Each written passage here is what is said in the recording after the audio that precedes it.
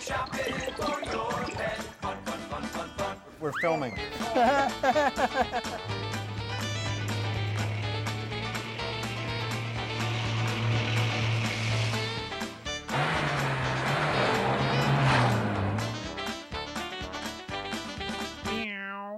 Well, hello and welcome to, this is our first show of 2016, right? I think, because we haven't done one yet. Yes, it is. It is. And how's things, Matt? So anyway, before we start the show, at the end of the year, every year Dave's gives a bunch of money out to different charities like Toys for Tots, Bay State. I think we did it to the Children's, Bay State Children's, United Way, Community Music School.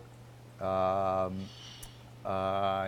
list goes on and on of charities that we link to libraries, a whole bunch of different local charities. So this year, it's actually it was a little bit over $10,000 that we gave away in December to a bunch of local charities. And it's my view that part of being in the community is giving back to the community that supports you. And this is a plug for independent businesses, not just Dave's. It's independent businesses keep things in the communities. The profits don't go to Phoenix or some other place. So hopefully folks will keep that in mind when they choose where to spend their hard-earned money. But anyway, it's our pleasure. We wrote out a whole bunch of different checks, and thanks to the community for supporting us and letting us do this.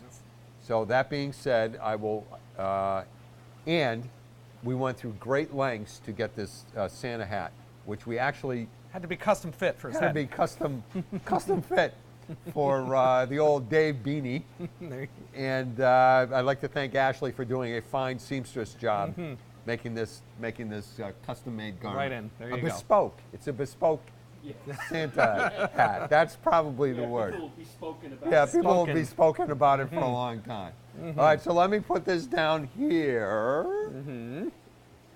And Ashley can take that. Did you get pictures too? We Have did. fun with it. Okay. All right. So, can I Okay. take my bespoke If you'd like to wear it or keep it, cap it's on? totally up to you. All right. I think I'll take It's- it off. There you go. Okay. Okay. Ah! Whoa, okay, hold on one second. There we go. Minor jump there. We're going to start with our first little jumpy character here. Yeah. Okay, Who's this is a crested gecko. Yeah. And this is one of the cutest lizards that you can get. Yeah. I mean, look, he looks like a tiny little prehistoric He does. crocodile of some sort. Big eyes. They call him a crested gecko or an eyelash lizard because if you look, it's got little eyelashes really close. I You see. can see that. And He's a jumpy guy. this is jumpy. They're pretty tame. They are. I mean, they're jumpy. This is a baby, but these are easily tamed. As you can see, they're not going to bite. Yep. They're not going to run a million miles an hour. You just have to, gives you good reflexes to catch them. Yeah. Just have to be careful you don't grab them by the tail. 'Cause it'll come off. It'll come off, and this is one of the few lizards that the tail does not grow back. Oh, you're kidding. This does not grow back. So we have to just be careful with them. It doesn't hurt them. You'll just end up with a stubby lizard. If you look at his feet, And the other lizards will laugh at him. laugh at him immensely. But if you look at his feet, they're like little suction cups. If you Yep. can look real closely, so they can climb right up the walls, right up the side of the cage, and of course right up onto fingers. Feels kind of weird, like little sticky, almost really like a little. cute. But he's really cute. How big does he get? This guy does not get big. This guy only gets about 6 inches long, so Yep. it's a smaller lizard. Doesn't Yeah. need a huge habitat or excessive maintenance to Well, keep you need them a alive. good top on whatever it's in. Yeah, you don't want them crawling and walking away Yeah. out of the cage, so you do want Yeah. a secure cage. They love to climb, so a tank you can see right here. Yeah, you got this the is tall tank. has a nice tall climbing area, branches, Yep. stuff that he can hide in. Yep. And of course they have the heat lamp up top. You Yep. just need a couple of. Where, just to where keep warm. these come from? These are I believe these are South America. So they I like believe warmth? These are, you're more of a Moist? rainforesty, Moist? and warm. These are not desert by any means. So Yep. temperate climate, they're going to be about 80, 85 degrees. Yeah. They love to eat crickets, small crickets. They also like to eat fruit nectar. We actually sell Like you have pre-made- like for wild bird? just like you for- like, for yep, hummingbirds? exactly, yep, Hummingbirds? exactly. We actually have a mixture that you can make up, and they come and they actually lick it right off the Oh, I see right you off got the it. dish. You Yep. have it in there. Yep, I'll pull that one out Yeah, here. yeah, yeah. You can I'll do see. it. So There you got go. your hands full. Yeah. But yeah, this is just a little dish of fruit nectar. Let's see if we can get him to You eat. can actually, he'll usually take a little mouthful there. Yep. Di- Nope, Uh-oh. maybe not. He's going to get you. He's actually more Okay. interested in bigger things. But Okay. these guys right here, they get about 6 inches. And if you ever pet one of these or pick them up, Yeah. it doesn't feel scaly or anything like that. If you nice in gently there. pet them, yeah, it's nice and humid. Yeah. If you pet them, it feels like leather, almost like a leather, like a wallet or a purse. So it's a very, very, very soft-skinned little reptile. Yeah. This is an interesting. None of our reptiles are captured out of the wild. Yep. This particular one was bred right here in Agawam. One of our customers Seriously? actually. Yep. This one. One of our customers actually Had babies. raised a clutch of these, and we So we how many picked do you them get up. when they have babies? How many do you get? It varies. It varies. Usually about 7 or 8, but it could vary. Oh. Okay, but these guys right here, bred right in town, so used to captivity. Yeah. Been handled since they're babes, so they are handleable, as you can see. Any reptile, recommend age 10 and up, just for full care. Yeah. The daily maintenance on these guys, you want to spray mist the cage. Yeah. Make sure they have water, because they are not really, they'll have dishes of water they can more apt just to flop in and cool off in. Yeah. But most of their drinking is going to be off the leaves of the plants. The moist in the, Interesting. yep. They're so gonna, every day you miss. you mist. You spray the cage so that they'll drink the droplets off the leaves. So that's the other reason why you have that in there. Cleaning the bedding, you just Yeah, want to what, and I noticed what kind of bedding? It's sort of a moist bedding. Okay, almost. this is actually This is actually an eco-earth bedding, and it's actually just mixed in with water, and it's a little bit, it keeps a little bit more damp. Yep. That keeps the humidity, like a rainforest, sort of like a damp terrestrial environment. How often do you have to change the bedding? You can spot clean throughout the week, but at least every 10 days to 2 weeks, you take the cage down, Okay. just because they produce a lot of waste, so you want to get the Yep. droplets pulled up. And how many of these guys can you have in a These guys, setup like usually this? you can, usually most reptiles we like to say keep them single, but when they're young, you can keep maybe 2 or 3 of them in there. They're not going to fight with each They're other. not really much of a fighter, Yeah. but like I said, usually best idea is just to keep them single. How long do they live? These guys up to about 10 to 12 years. Really? Yep. So they are long Yeah, lived. yeah. Yep. Long And lived. just crickets? Crickets and the fruit nectar. Yep. And the fruit nectar, combination of the two, and they thrive. Can you put real plants in there too, Sure, Matt? absolutely. A lot of people do that. A lot of people, as long as they're not poisonous or anything that's really abrasive, yeah. and something that can absorb the water and that'll live under the light, that Yeah. doesn't burn out under the light there. Yep. But yeah, a lot of These people are all make plastic. Those are all plastic, just for maintenance and Yep. for show, and we can Yep. take them off and clean them. Yep. But in a home tank, a lot of people do create terrariums, living terrariums. Do you have heat underneath, or do you use the light for heat? This one here, it depends on your house. Some people do put a heat pad if it's a real cold Yeah. house. If you're above 70, 75 degrees, Well, you that can ain't just run. happening in my house. Not in my, neither in mine. So yeah, Right. usually you just try and keep, whatever way you can keep the temperature up. Yep. You can use different forms of heating. I would not recommend using heat rocks on these guys. Heat rocks are the older style. Some animals like to bask on them. These guys might actually melt in and cook on them. So always put heating source that's outside the tank. And you got to peel them off. You got to peel them, exactly. Yeah, believe it or not. Yeah, so they'll actually just bask and Yeah. tie themselves onto that. So I like these guys. So these are Yeah. good, but they're friendly. These are are friendly. good pet for kids. This is a good one. Yeah, this is a good beginner one. This Yeah. is a good beginner because they're easy to care. How much are they? This guy here is $80. Yep. The setup for it, you figure you own about 120 with everything Yeah, you so need. for a couple- it's- for well, it's a 200, couple yeah, $100. Yeah, a couple $100. But like I said, it's a great pet for classrooms. Yeah. A great pet for if you don't want anything that gets So gigantic. if I didn't want to have this, if I have an old 10-gallon, because the bulk of the cost is for Equipment. this. So if I have an old 10-gallon tank lying in the house, Turn it on its side and clamp a screen top to the front. Make and it you're tall. in business, And you're in good. and you just saved, You just saved it. Yep, like I Right. said, just as long as you, like I said, you have Yeah. a screen where you can't get out. right? That would And be you fine. want tall because they Height. like to. They like to climb. They do right? like to and climb. we have locking screen covers, Screen covers that you can lock onto it. so you're really. You're good to go. You're Yeah. good to go. But like I said, like a So little if bit you of height. had like, if you had like a 20 long, would they climb all the way up? Yep, 20 long, and some They're people. not afraid of heights. They're not afraid of heights. They're climbing. Like I said, they like to climb. Looks like he's going to jump on me. but like I said, just make sure you- Going to spring. He's doesn't going to he? spring. He's going to catch. That's how they catch their crickets too. They'll be sitting up in the tree and Yeah. they see a bug and they'll jump down and they'll grab it. They'll pounce on it. But give How them many a lot. crickets a day do they eat? These guys, we put in about 5 or 6 a day. I mean, you can spread it out during the week, but at least 25 to 30 a week along Yeah. with that nectar. So a lot of people will get little... The nectar's pure sugar almost, Pretty right? much, That's yeah, just pretty for much, energy. yep, pretty much. But like I said, this is a Well, I cute little think he's crested gecko. a cute little guy. Do all the stores have these? These all have them. These are common. A lot of people like them, so we Yeah. carry them in different Yeah. stores. And like I said, interesting, fun little guy. So are all geckos pretty much the same? Now, there are a lot of different No. ones. No, a lot of different ones that have different temperament, different environment. Some are handleable, some are not. Yeah. Desert, rainforest, terrestrial. Yeah, there are all different types of geckos. All right. Well, Joe says it's time to go. Is his name Gordon? We can name him Gordon if you like. Okay. All right, don't go away, folks. Oh, we got some cool stuff coming up with Chris. Don't go away.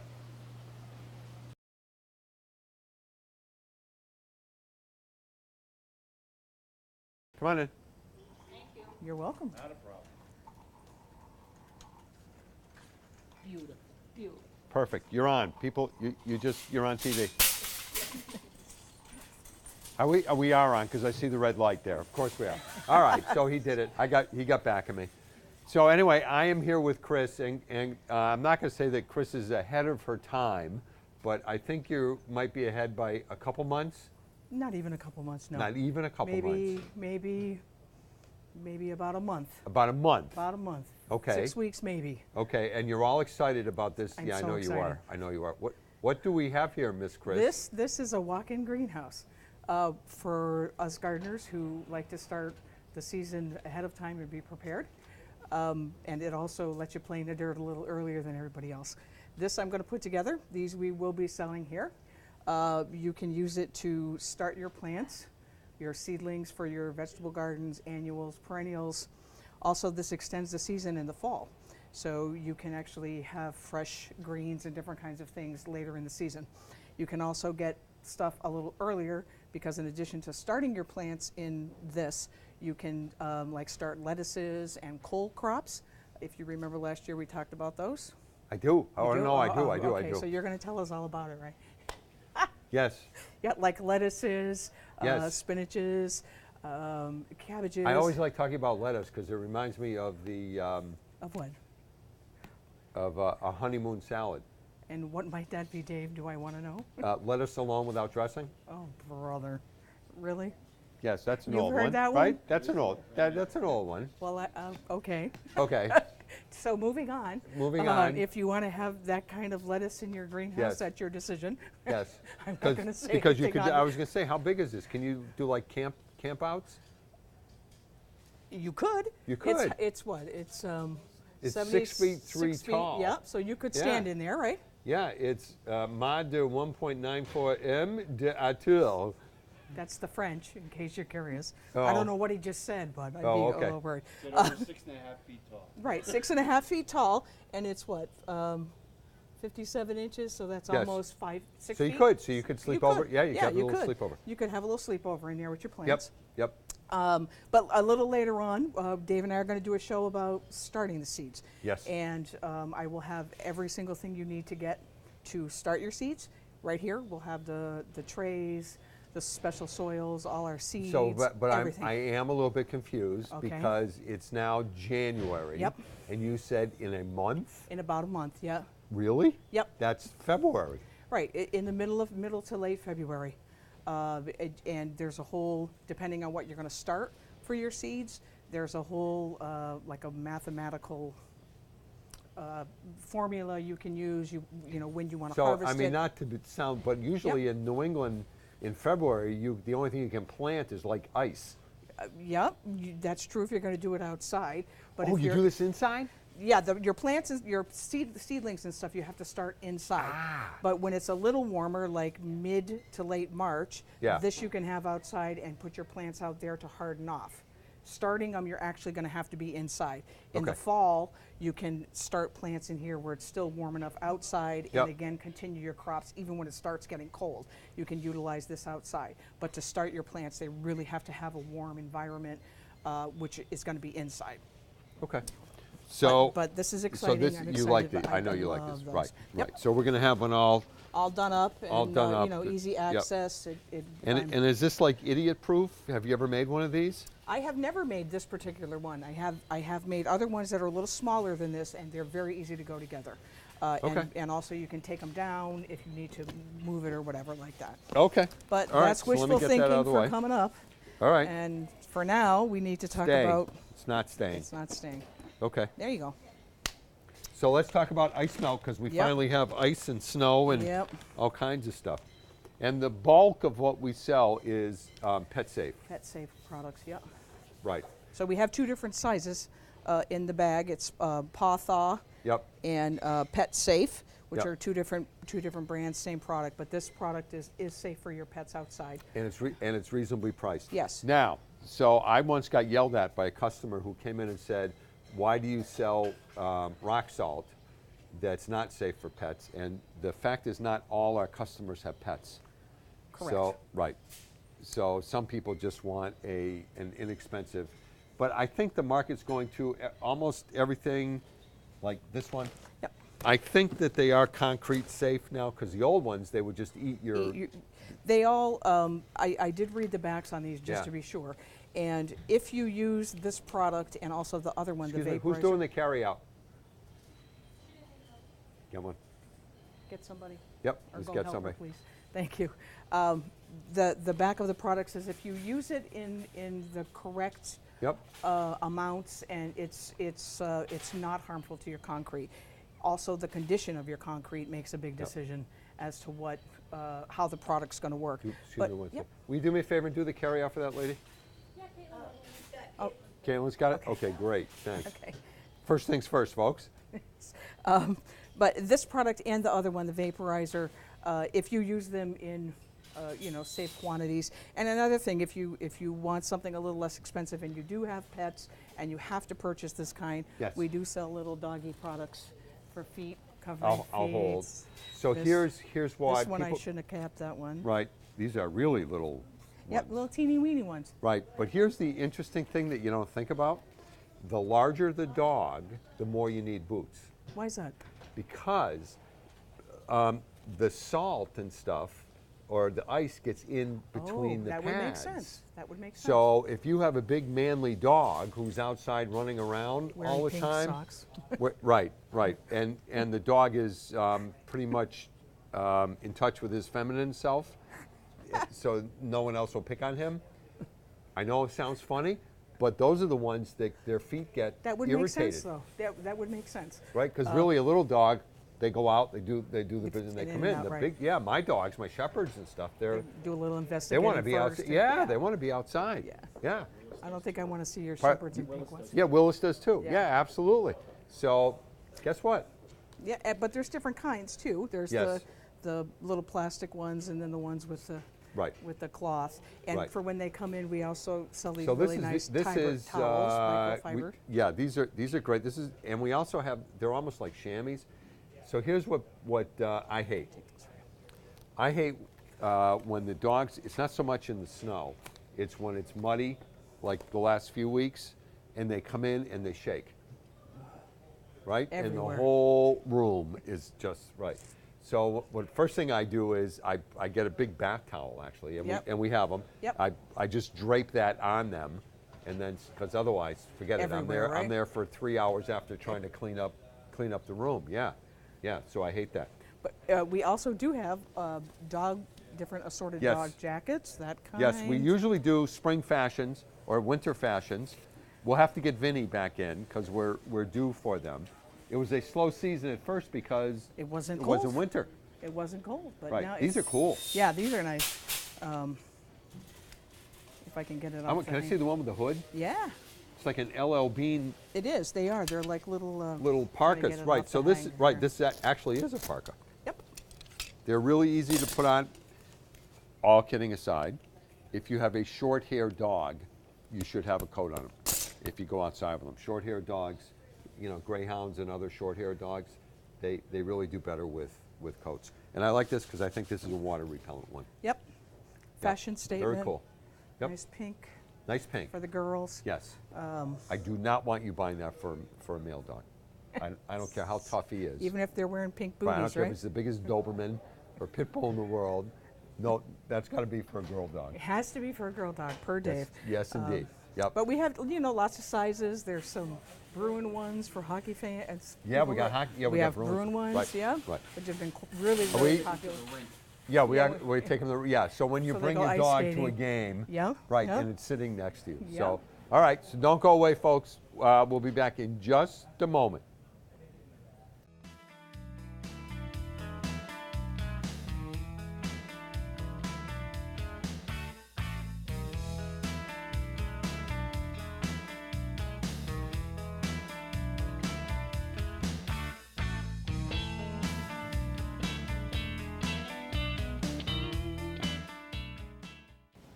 So we're back, and I want to talk about a few of my favorite foods, and one in particular.